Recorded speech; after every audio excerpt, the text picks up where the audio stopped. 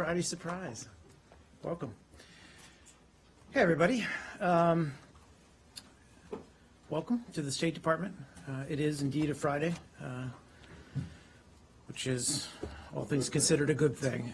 Before I start, I do want to give a shout out to someone who is leaving us today, who was served a short time in the front office, and we didn't drive him away, I can guarantee you, but he's going back to the Motor City, to Detroit, and his family there. But Patrick Thelen, thanks so much for all you've done, and despite everything, he remains a Detroit Lions fan, and God bless him for that. But we wish him all the best. He's a great guy. I don't have anything at the top, so I will go right to your questions. Again, 2 days in a row with nothing at the top. Interesting. You've exhausted us. You've exhausted us. Yeah, So let's start with Syria. Sure thing. I'm sure you're surprised. Yeah.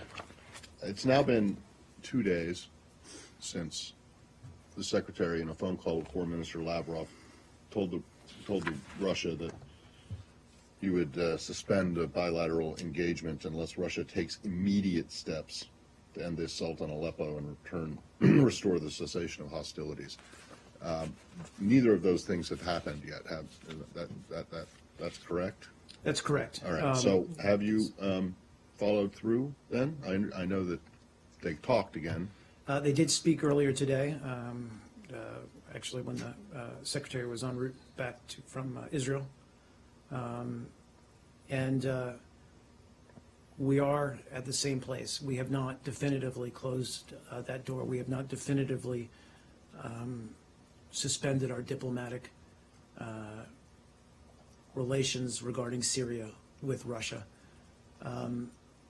We're on the verge because we have not yet seen them take the kind of actions that we're looking to see them take, but we're not there yet.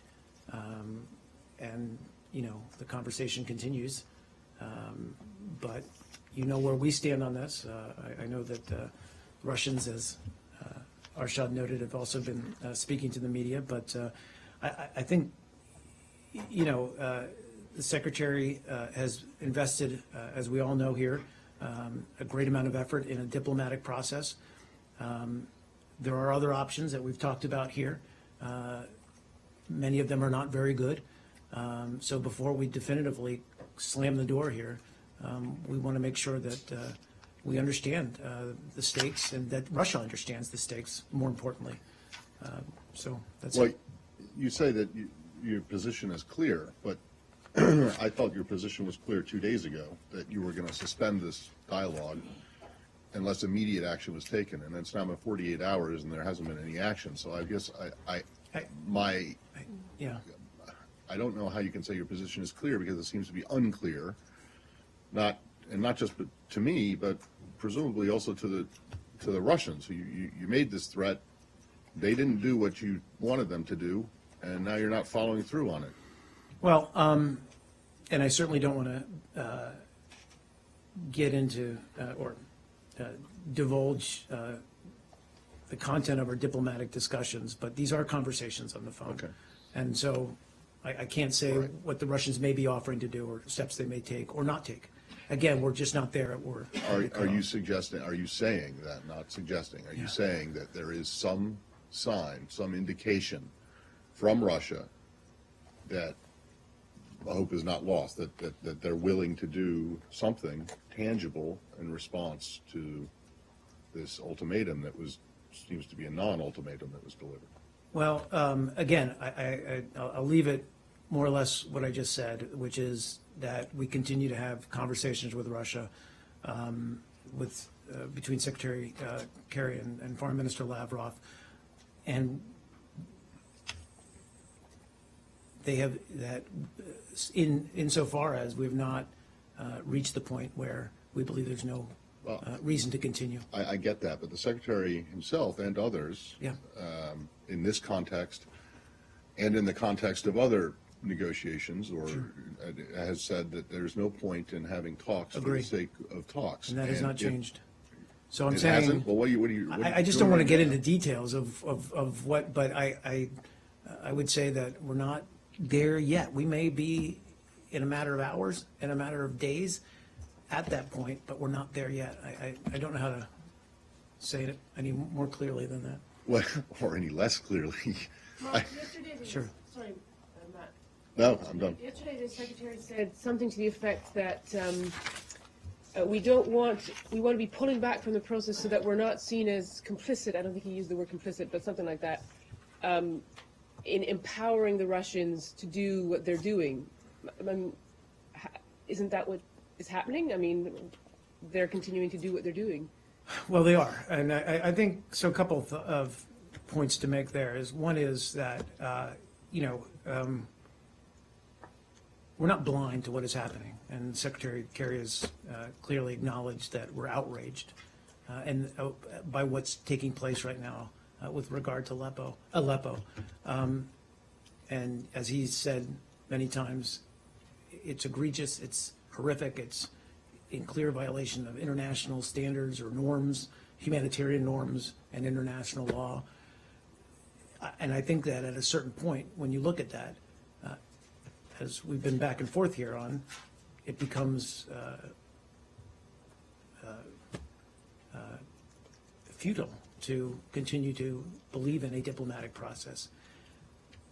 That said, I just can't definitively say we're there at that point yet. We're very close, but we're not there yet. Mark, you said Please. just a few minutes ago Yep. on TV, you said that it's hard to continue to believe in a diplomatic process. So if it's hard, why do you still believe in a diplomatic process? Well, so first of all, Secretary Kerry is, in a sense, duty-bound to pursue the diplomatic process to the fullest extent that that's possible. And we have not reached that threshold yet. Again, I don't want to get into the conversations that are still ongoing, but we've seen enough that we don't want to definitively close the door yet. Now, that, as I said, that may change in the coming hours or days. I just don't have a clear time frame or time. You've seen enough from Russia. And that's who We you're obviously waiting on haven't here. closed the window, the door, whatever the metaphor you want to use here. But you've seen but- enough but- from whom or from where? Oh, Because I would say that we've seen enough that, I can't remember now what I just said, but that there's enough there that we don't want to walk away yet. from the talks with Russia. Right. But what's also another factor as we look at this is, if we do walk away from this diplomatic process as, frankly, moribund as it is,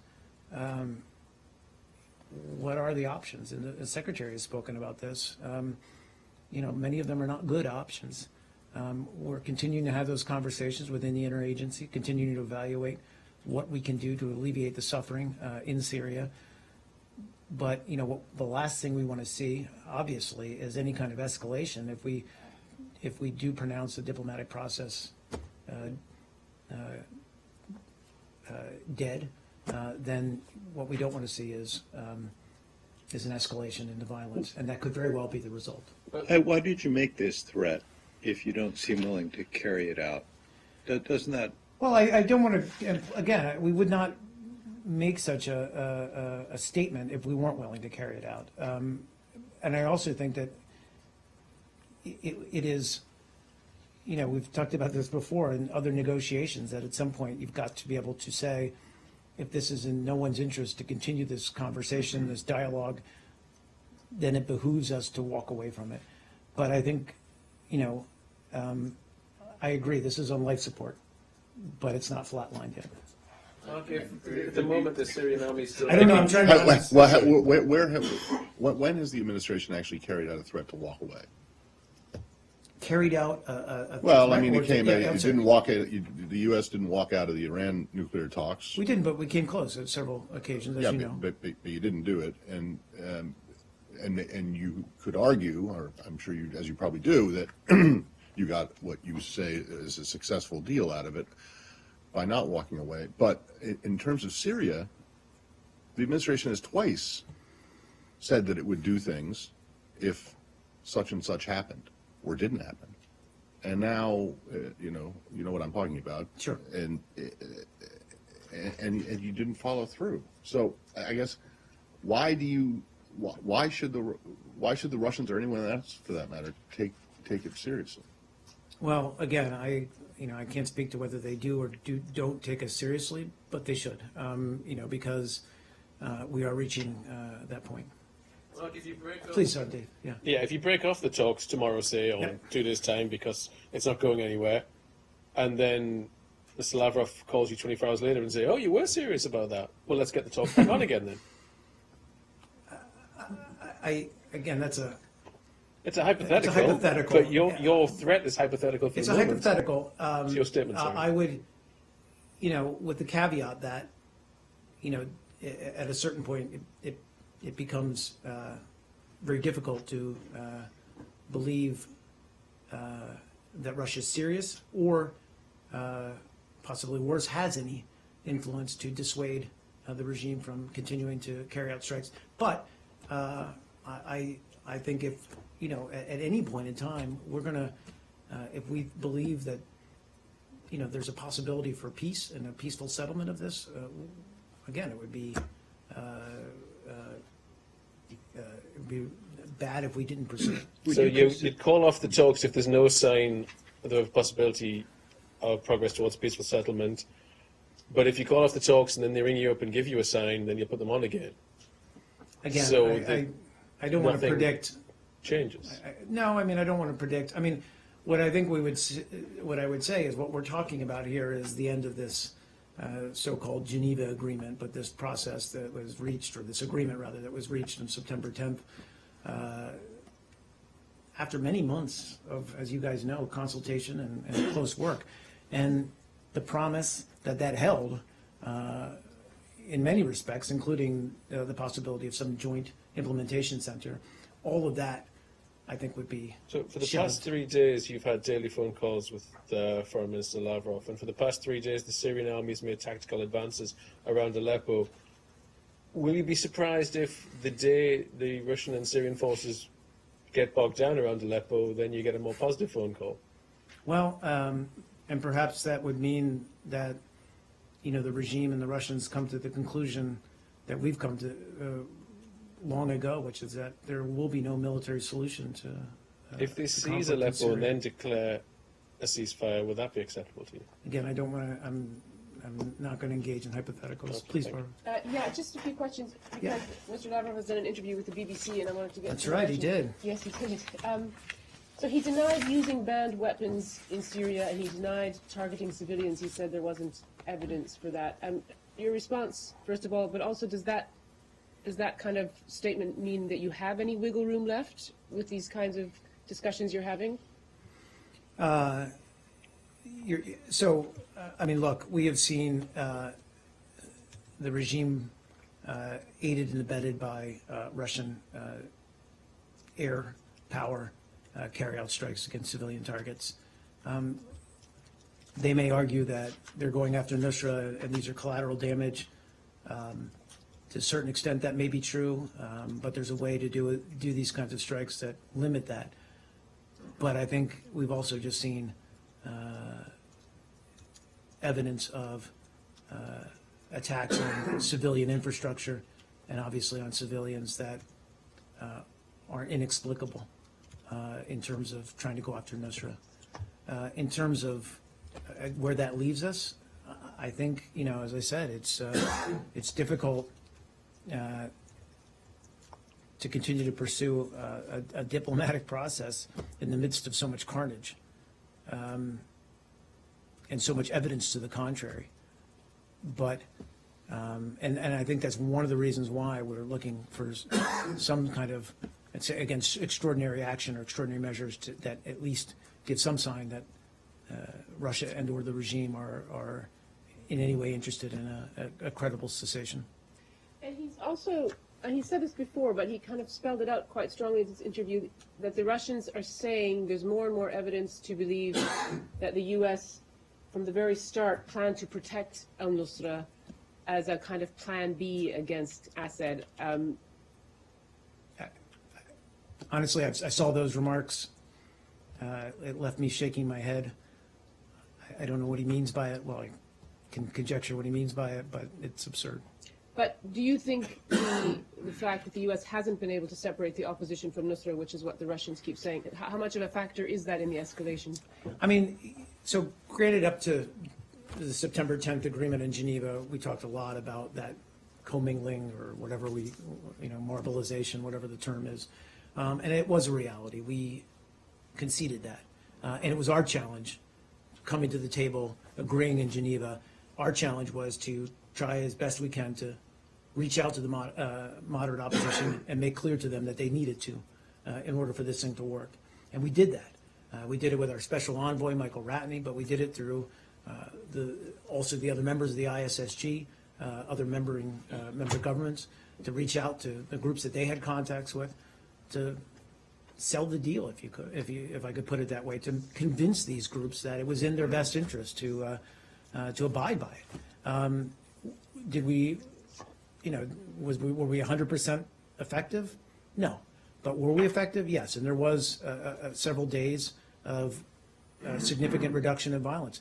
But what's happened now, with the hitting of the humanitarian convoy and with the subsequent siege on Aleppo, you've got a scenario now, a dynamic where, as these moderate opposition forces are under, real and increasing pressure by the regime, that they're driven more or less into the arms. They have to turn to Nusra, fight side by side. So it escalates and makes more confusing and more jumbled what is already a difficult situation.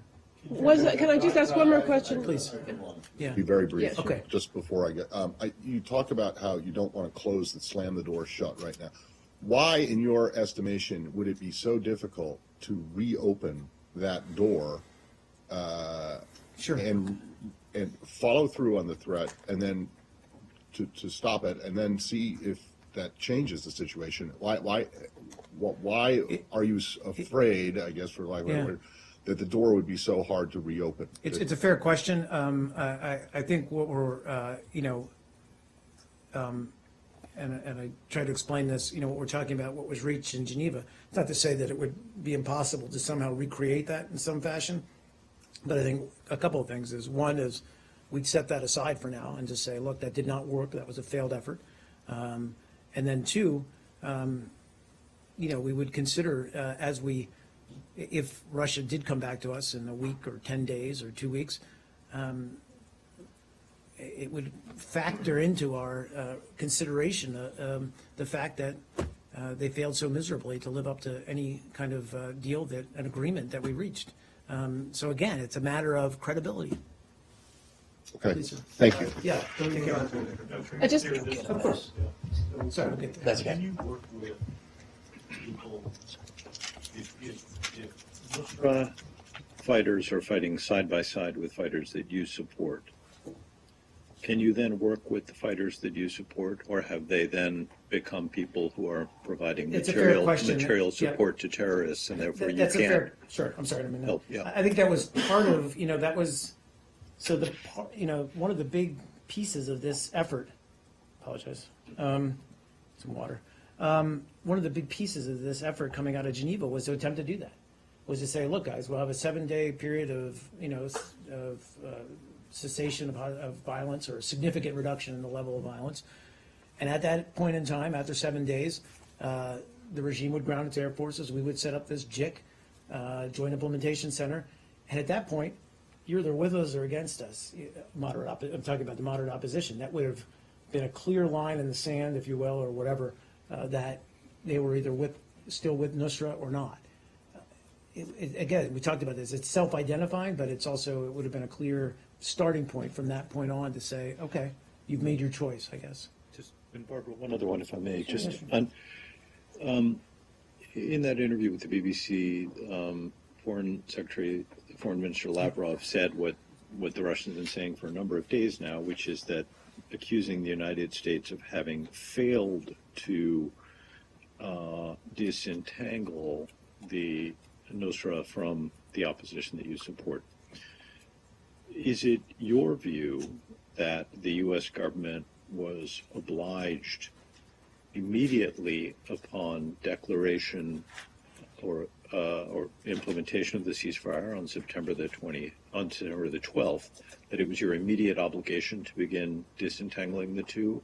Or rather, is it your view that that was a process that was going to start after a week of a ceasefire? Yeah, so what I think was understood was, while we wouldn't, from 12:01, whatever it was on the Eid, that 7-day period began, expect any kind of like, all right, guys, we're moving over to this section and we're disentangling ourselves, that over the course of that week, if we had gotten there. And we talked about that a lot, during those initial days, is that we didn't expect a clean break. We never did. I don't think anybody did. I don't think the Russians, the regime, but that we would work towards that over the course of a period of time, 7 days or whatever, to expect to see that. Once we felt that we were at that point,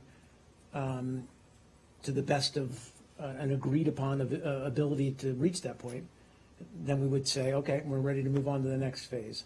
At that point, as I said, then it's the moderate opposition who are integrated with al-Nusra would have had a choice to make. So in other words, are they making a fair point here, the Russians, that they say you failed to do the No, because there wasn't disentangling? enough time. I mean, we did not have enough time to fully, sorry, I mean to talk No, over you. good. We did not have enough time to fully implement the agreement. And I talked about this a short time ago, is what you had starting last weekend with the the barrage and the airstrikes on Aleppo.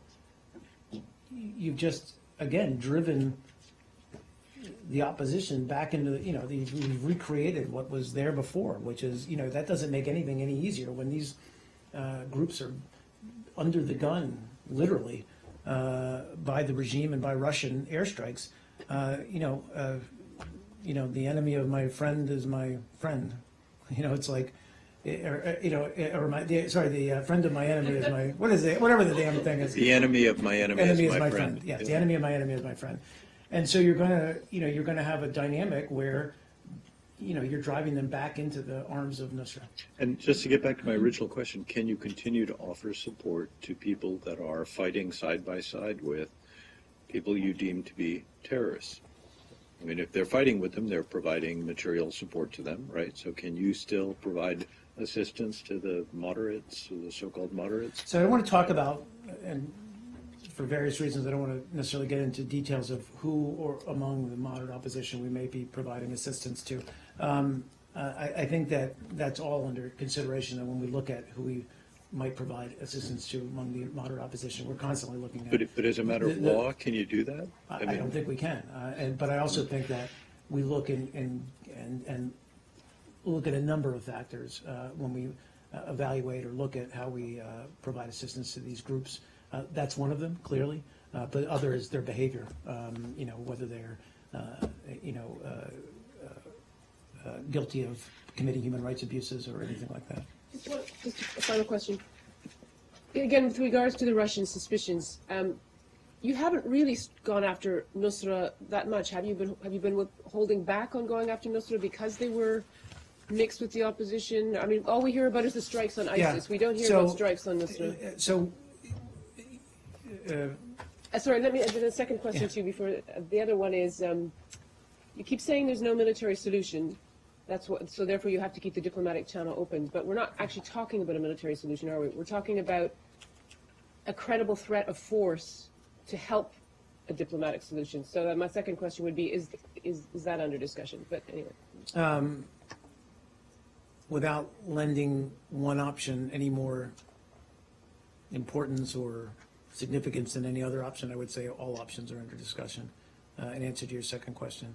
In answer to your first question, which was again about... We keep hearing about striking ISIS, but never about striking Nusra. We did carry out strikes initially back in 2014, 2015 against Nusra, but absolutely you're correct in that as they became intermingled and as they became intermingled in civilian areas, we've always sought to limit the possibility of civilian casualties in any of our airstrikes.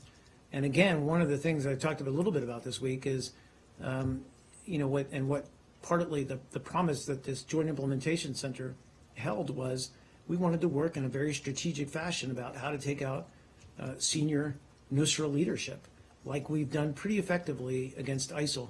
And that doesn't include just, laying waste to, populated areas that may be under Nusra's control.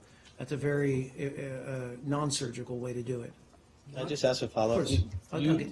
You hit Nusra, I believe you described it as Al-Qaeda maybe in Affiliate, March yeah. or something, or Yeah. February. It was earlier this year. Yep. Since then, there hasn't been any specific action against Nusra, is that right?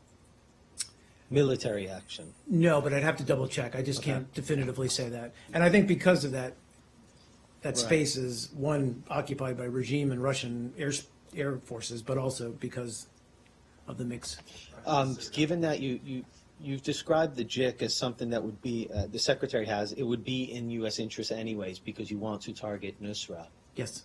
Why aren't you attacking Nusra anyhow if it's in That's what I US was saying interest? is, I'm sorry if I wasn't No, clear. I Yeah. understand what Yeah, you're saying. yeah, But okay. how would that change by cooperating with Russia? You still wouldn't attack civilian population. No, but buildings. what we, again, and I would really encourage you to talk to someone at the Pentagon who can give you a much more detailed tactical view of this. But one of the premises behind this was that it would allow us to better share intelligence and information and really target, as I said, senior leaders among Nusra and go after them in a much more strategic fashion rather than, frankly, using dumb bombs and cluster bombs or cluster munitions and that kind of thing, where we're just, again, laying waste to an area versus going after a specific target or a group of individuals. If you had actionable intelligence against Nusra senior leaders, as you describe them, would you be able to target them today or not because Aleppo and Idlib and a lot of these areas Yeah. are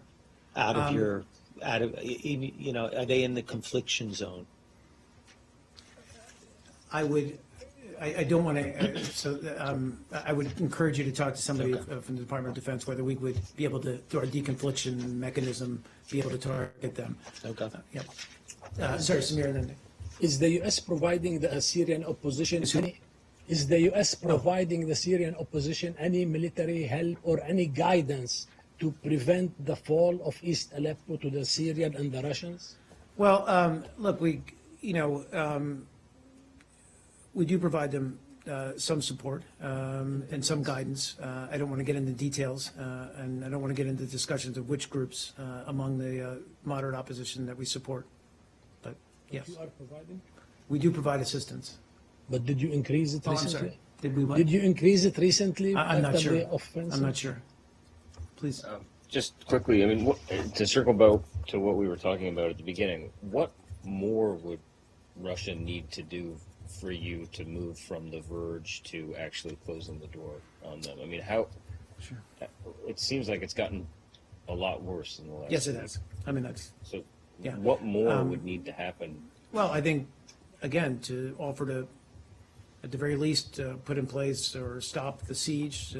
No, I mean, what more declare would a- need to happen for you? Oh, guys I'm to sorry. I actually walk apologize. away? Okay, I get where you're going now. Sorry.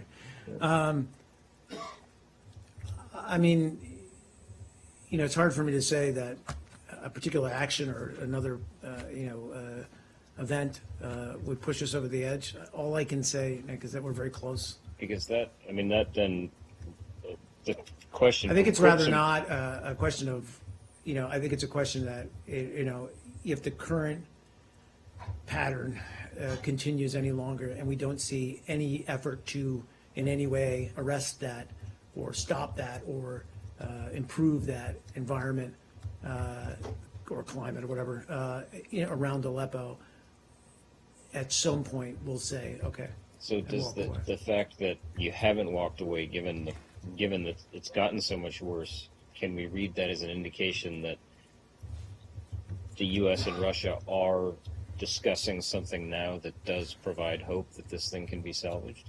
I wouldn't use hope. I think that we haven't closed the door, that we're still,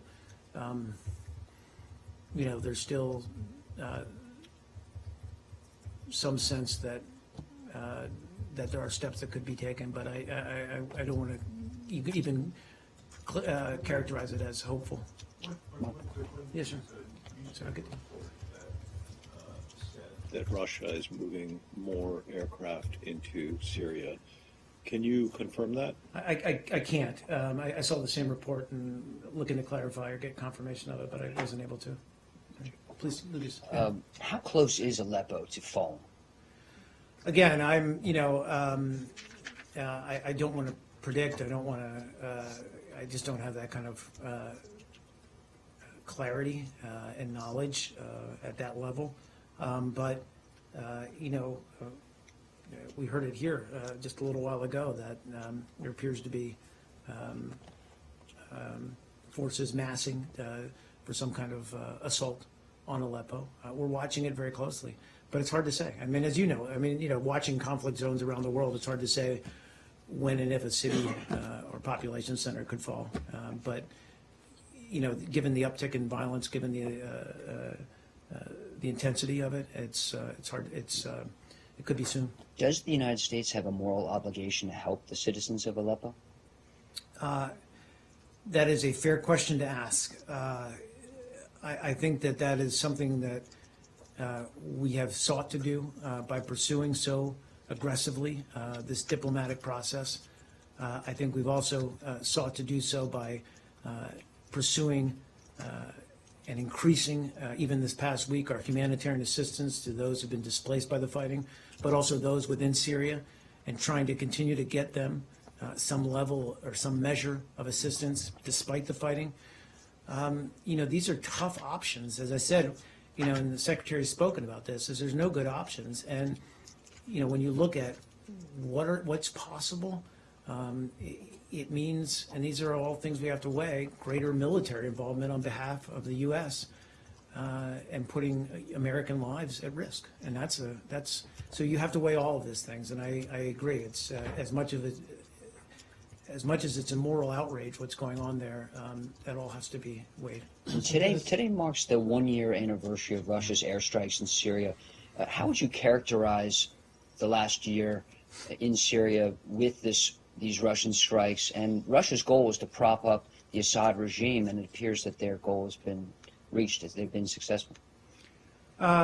You're right. It is a grim anniversary since 1 year since they began supporting the Assad regime in earnest with airstrikes.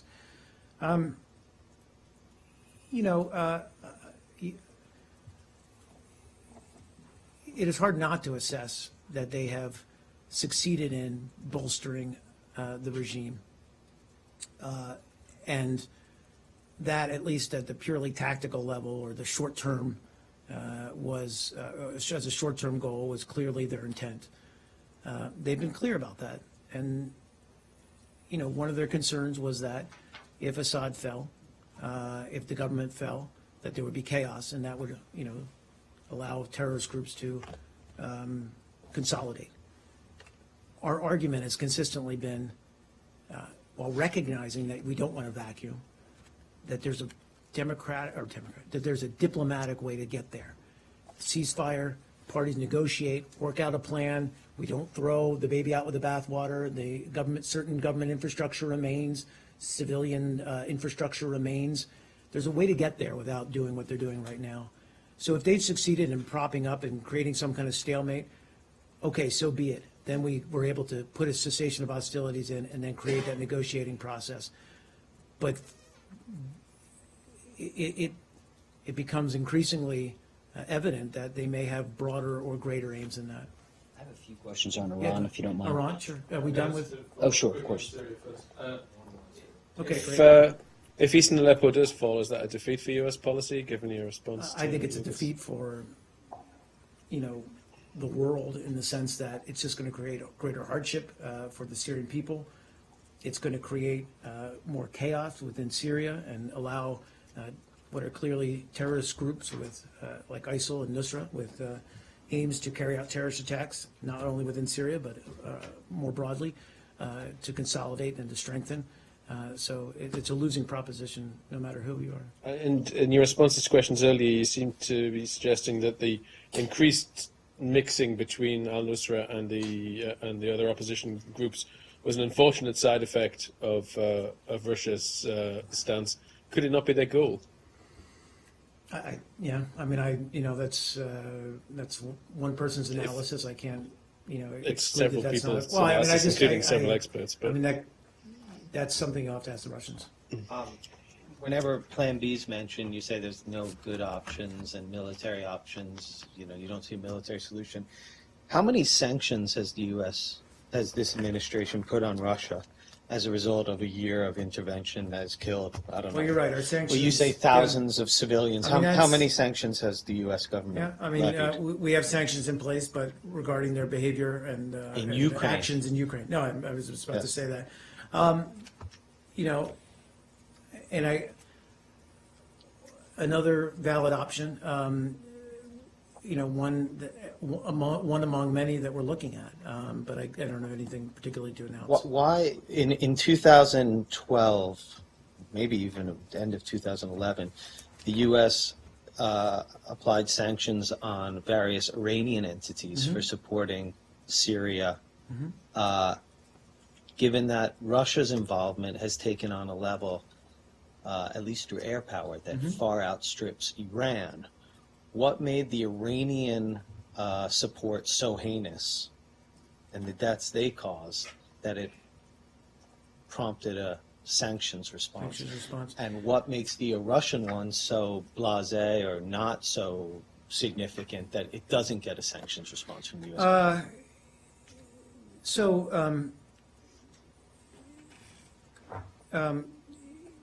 With regard to sanctions, as I said, we do have already pretty severe sanctions, again, directed at their behavior in Ukraine, in place against Russia.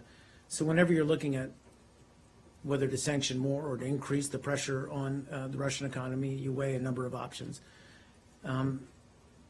Sanctions can be very effective. We've seen it in the case of Iran, especially with regard to their nuclear program. But we also want to weigh that with our ability to work effectively with Russia.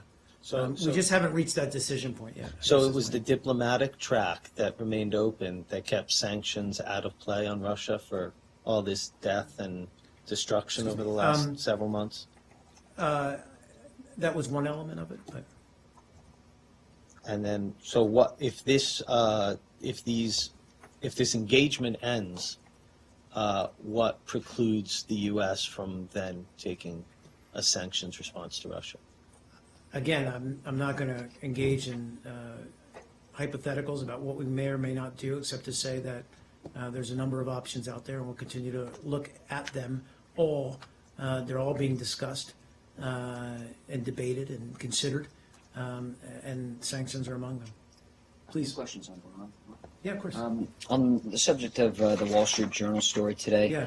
what impact did the analysts here at the State Department assess that the delisting of those two banks, which are so intimately tied to Iran's ballistic missile program, would have on Iran's development of ballistic missiles? So, first of all, the story you bring up, there's none of the facts of that story were particularly new. But what I can say is that we did, when we were looking at, so we'd agreed to delist or remove the designation, rather, specially designated nationals and blocked persons list, SDN list.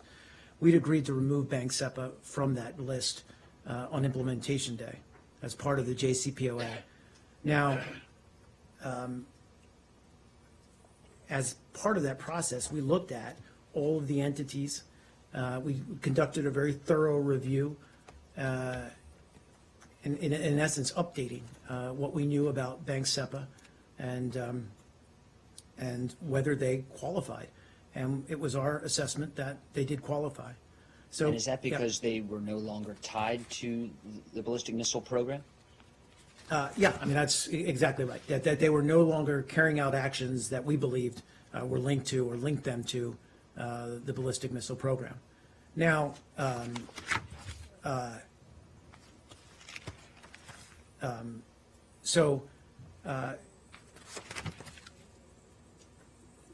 then, of course, there was the then subsequent delisting by the UN. But what's important also to remember in any of this, whenever we're talking about delisting someone from sanctions, that we always maintain the ability to reimpose U.S. sanctions on Bank SEPA or any other entity in Iran if we then consider their behavior or merits. And did Secretary Kerry believe that unshackling the banks that have financed Iran's ballistic missile program will somehow slow down the program? That Did Secretary Kerry believe that removing the sanctions against these banks, did he believe that would slow down Iran's nuclear ballistic missile program? Not necessarily. I think this was part of, again, some of the things we looked at in terms of, the determinations that we made as part of the JCPOA, which entities needed to continue to be sanctioned.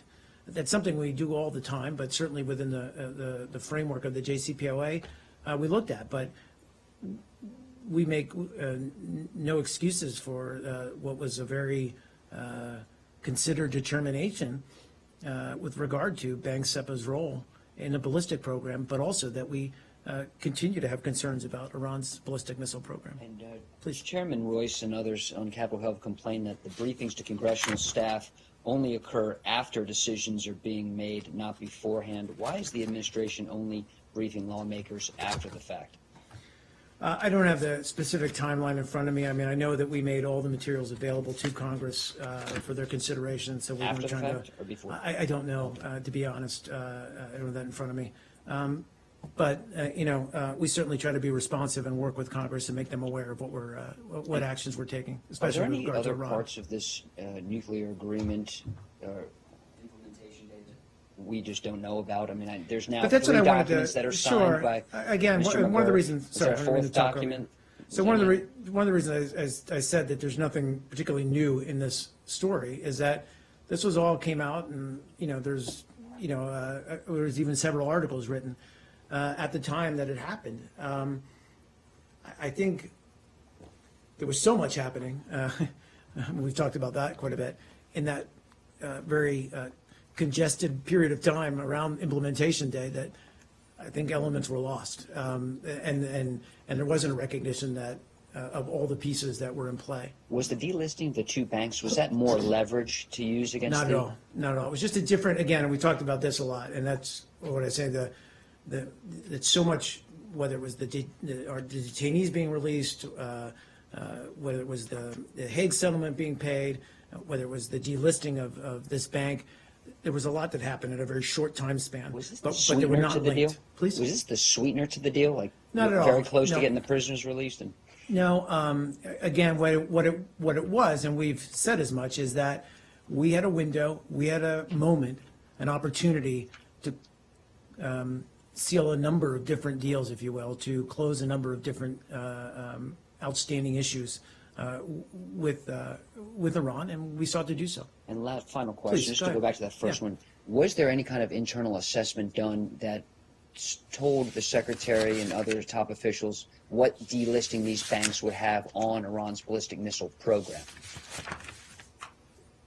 And I'm sorry, I just want to make sure I understand that. Did analysts here at the State Department study what would happen after this delisting occurred? Like, was there any kind of analytics done to Yes. say what impact delisting these banks would have on Iran's ballistic missile program? Yes, it was made, the determination was made after a careful review of the activity of all the individuals and entities, including Bank SEPA, that would be removed from this list, SDN list that I talked about, specially designated nationals and block persons list on implementation day.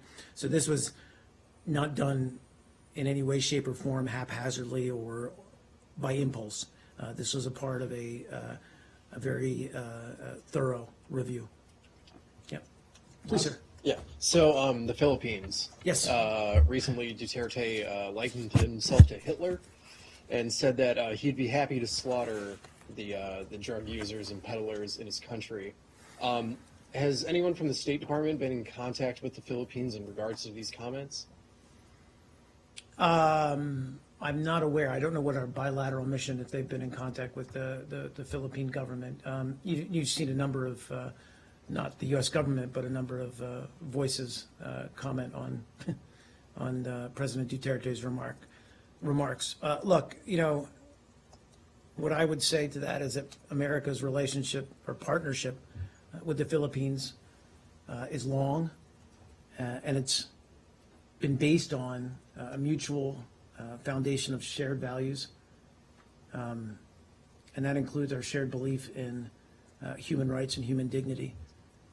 And within that context, President Duterte's comments are a significant departure from that tradition, and we find them troubling. So obviously he's had some couple other spats, Yes, he has. especially with Obama and such. How much longer is the State Department going to let him go on these kind of like off the wall comments? As I said previously, words matter, especially when they're from leaders of sovereign nations, especially sovereign nations with whom we have a long and, as I said, valued relations with. But what I've also been clear about is from a government-to-government level, or at a government-to-government level, we continue to productively, constructively, closely cooperate with the Philippines on a number of issues. And our people-to-people ties remain strong. Our security and military ties remain strong. Our economic ties remain strong. And so, while there is this, there's these remarks occasionally being made, at the working level, our relationship remains very strong and very vital. So you see no hindrance about these there's See no no- there's no hindrance with the relationship after these. Not that we've seen, no. Okay, thank you. Yeah. The security forces are acting on this kind of rhetoric. I mean, there have been reports of killings. And Is there a we're- point where you can't work with the I understand Philippine those. security forces? No, I understand that. And where we have been deeply concerned about reports of extrajudicial killings by or at the behest of the government authorities in the Philippines, and have called on, and I repeat our calls for thorough, transparent investigations into any credible report of extrajudicial killings. Mark, just quickly on Yeah. that. I mean, he's basically calling for the death of 3 million people. Your response doesn't really. I mean, you find it troubling. It seems more than troubling. Well, again, I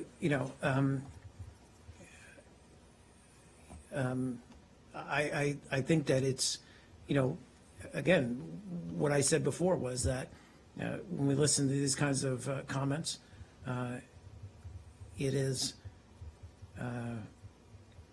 concerning, especially from the leader of a nation with whom we have such a long and valued relationship with, and one that is based on, concern about human rights, democracy, all the values that we hold dear, and I'll leave it there. Is there any concern that if you criticize him too strongly, despite these outrageous actions and comments, that you'd be driving him towards strong relations with China and Russia, which he has expressed interest in? And I'm aware of those remarks, and we've been very clear. Secretary Kerry's been very clear when he met with President Duterte. This is not a zero-sum game for us. We're not trying to dictate with whom the Philippines should have stronger relations with. Our only concern is that we want to maintain our strong relationship with the Philippines. But again, I'll stress that it has to be one that's based on shared values, democratic values, respect for human rights, and, words matter. I'll say it again. So you don't think that you're pulling any punches in his criticism, in criticizing him? I'll leave it where I left it. Oh, sure. I'm sorry. And then you in the back. Oh, but I was looked at her, and then I promised I'll get to you. So, Yes. Republican presidential candidate Donald Trump suggested that former Secretary of State Hillary Clinton fast-tracked the citizenship of former Miss Universe Alicia Machado. Is that something that you think would be possible for her to have done either in her capacity as Secretary of State or after as a former secretary? So the naturalization process, as you probably know, is handled by the U.S. Citizenship and Immigration Services. So for any questions about any individual case like that, I'd have to refer you to them. Please. Oh, no, I'm so sorry. Okay. No, I Okay, apologize. so you refer the questions to them, but do you reject the statement that the Secretary of State interfered with the immigration process in this case, or are you just saying you have no comment on that? I have no comment other than that, we have no reason to believe in the veracity of that statement. Thank you. Please. Have you got any assurance from either India or Pakistan regarding the situation on the line of control about what future course of action each of them might take? Do we have any, I apologize, any clarity, you said? Any assurance from either India or Pakistan on what future action they might plan on the LOC?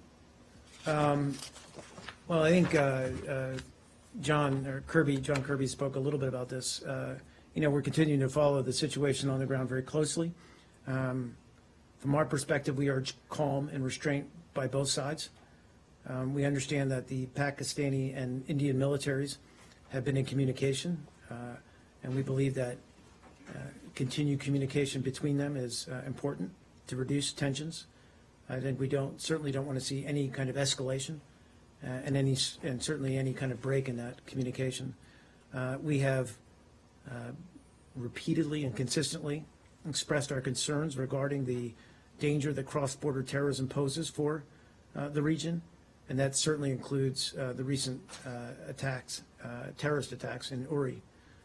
And we continue to urge actions to combat and de-escalate and delegitimize, terrorist groups like Lashkar-e-Taiba, Haqqani Network, as well as Jaish-e-Mohammed. Yes, sir. Yeah, it's on the same. I just have some few clarification.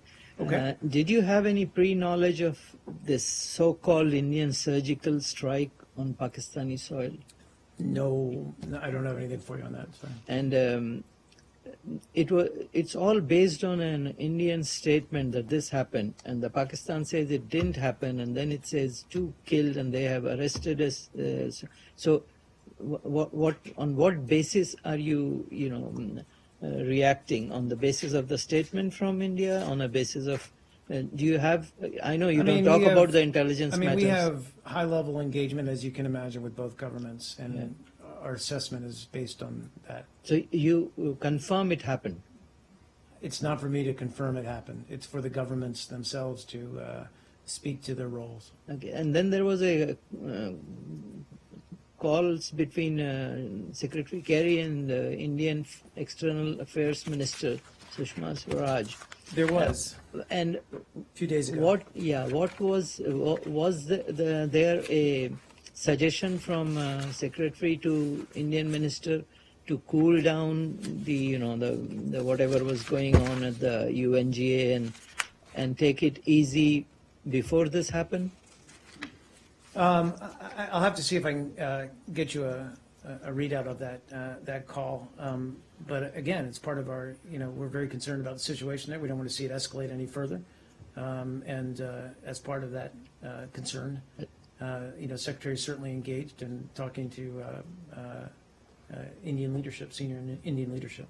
Just the last one. The Pakistan has reacted saying that if India does it again, they will react, and then they also talked about using nukes. Like they don't have a no first use policy like India has declared a no first use. So do you, according to, as you have the high level connections and the intelligence reports, which you do not talk from the podium, do you expect further trouble?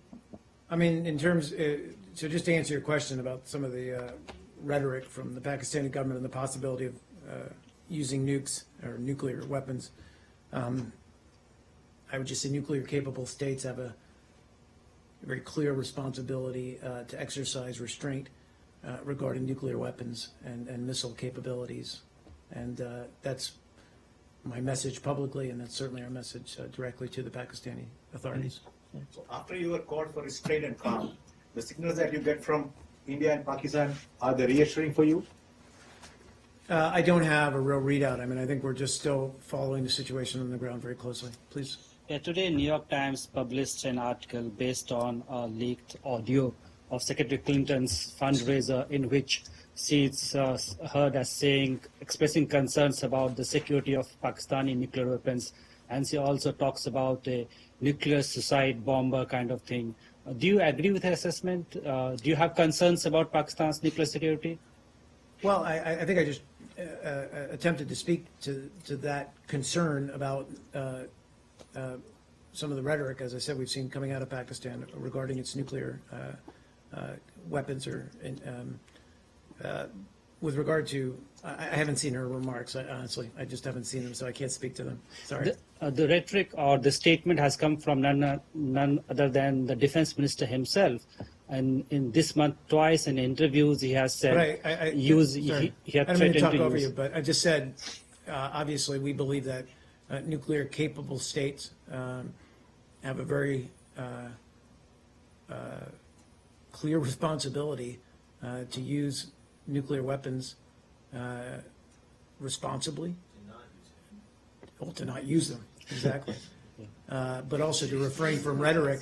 Did I just say use Use them responsibly. Well, this is what happens when you keep me up here for 90-plus minutes. Yeah. To not use nuclear weapons. And with that, I'm going to cut you all off. I have one and more. I'm gonna go to Bahrain, Yep. Nabi Rajab, I think he has a court date next week. What does the U.S. expect, and will any American officials be present? Bahrain. Yeah, Bahrain. Sorry, of course. Well, our concerns. We've been quite vocal about this individual and his case. I can't say that whether we'll be actually in attendance, but I could imagine we will. Certainly, we're following the trial closely. What was the other part of the question? What you expect in this hearing? Do you expect due process to be with? Yeah, of course, we want to expect see him to be released, given that you don't think the charges are precisely, and that we've said that before.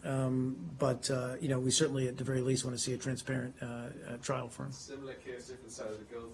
Narges Mohammadi, the Iranian women's rights activist, Right. appeal court confirmed a 16-year sentence. Your views?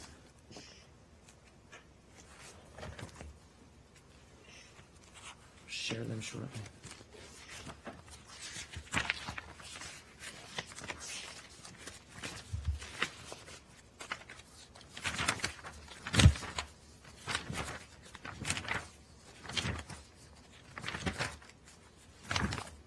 I know that my views are in here somewhere.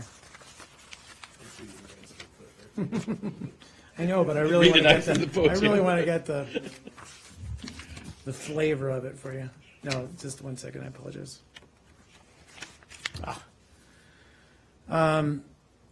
We're deeply troubled by reports that Iranian courts have upheld the 16-year prison sentence of Iranian journalist and human rights defender Narges Mohammadi. No one should be jailed for peaceful civic activism. We are further concerned about reports that Mohammadi's health is rapidly deteriorating while in prison, and that she's been cut off from communicating with her 2 young children. Given these circumstances, the imposition of this prison sentence is particularly harsh and unjustified. And we call on the government of Iran to provide Mohammadi with adequate medical care and to release her on humanitarian grounds. Just one more on Iran. Is there anything more that needs to come out about implementation day? Are there any other documents or news I just or thought I agreements? answered this. No, look, again, we understand that a lot happened in a very condensed time period. We tried to be as forthcoming during that time period about all the different elements that came together, understand the level of interest in this historic agreement, but I can't say that there's anything new or more to come out on what we agreed on. And finally, are Aleppo's days numbered? Again, I think that, I spoke about this before. I'm not a military tactician.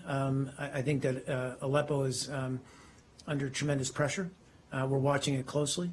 What we really want to see there is an end to this inhumane besiegement of the city. Please. Do you have anything on any update on the U.S. citizens who were reportedly died in the Seychelles? Yes. Hold on. I'm not sure I have much to offer. But I know this is, apologize, 1 second. As you know, there were the deaths of 2 U.S. citizens in the Seychelles last week. Goes without saying that we extend our deepest condolences to the family and friends of these individuals, and they're certainly in the course or in the process of providing all appropriate consular assistance. For questions about, which is I think where you're going with this, about the circumstances of their death and the investigation into their deaths, I'd have to refer you to local authorities. And out of respect for the family during what is clearly a difficult time, I don't have anything else to add. Thank you. Yep, thanks, guys.